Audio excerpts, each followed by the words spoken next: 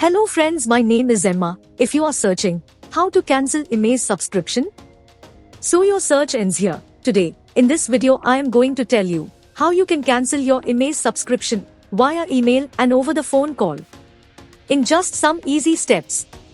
So let's get started. Make sure complete all steps, otherwise you will not be able to cancel your subscription. Method 1. How to cancel Emaze subscription online? Log into your Emaze account from the Emaze website. Navigate to your email address from the top right corner. Tap on My Account from the drop-down options. Go to the billing section from there. Please click here if you wish to cancel future payments. Answer few questions. Click on the Cancel the subscription link.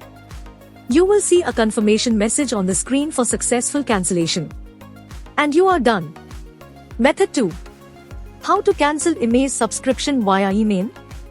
If you don't want to cancel your Emaze subscription online, then you can also send an email to their Emaze support team at wipsupport@emaze.com or cs@emaze.com.